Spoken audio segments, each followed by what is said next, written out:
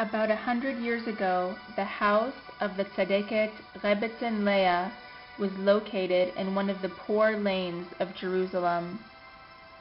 Like many other Jerusalem families in those days, her family lived in poverty and deprivation.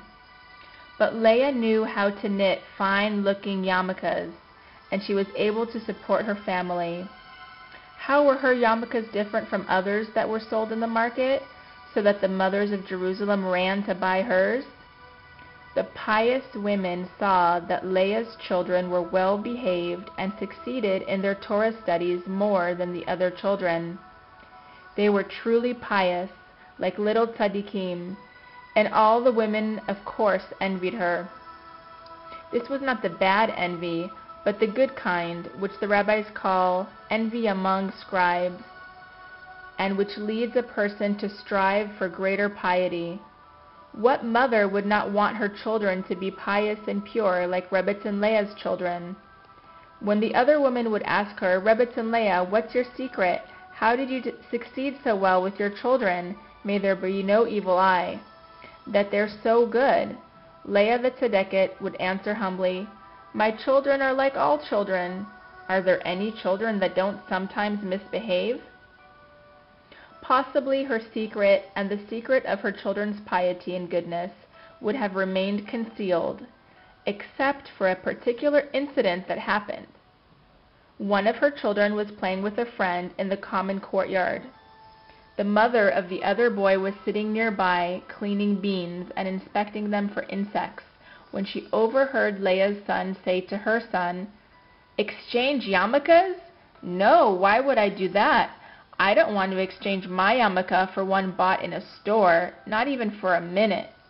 "What makes your yarmulke so special that you don't want to trade it with me?" asked the neighbor's son. "Of course my yarmulke is special," said the boy innocently, his big eyes flashing. "Do you know what my mother told me when she gave it to me?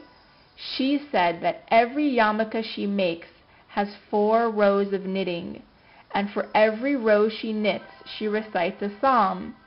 And when she finishes knitting the yarmulke, she sheds tears into it and prays. In the merit of the psalms that I recited while knitting, may my children and all Jewish children be pious." The neighbor took in every word that this exceptional boy spoke.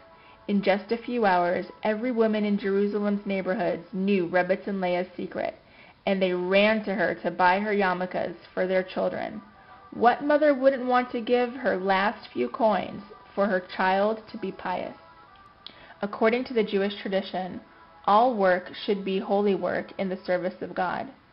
A devout person has divine intentions as he labors. How much more should that be for people producing religious articles?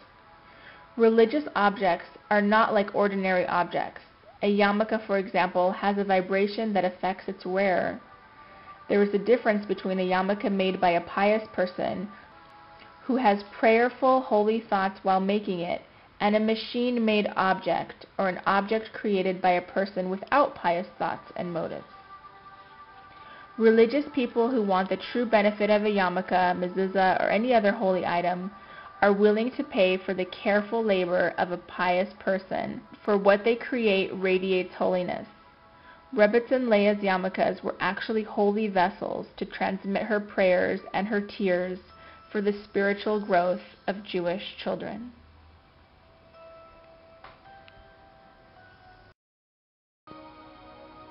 This story comes from Jewish Tales of Holy Women by Yitzchak Buxbaum.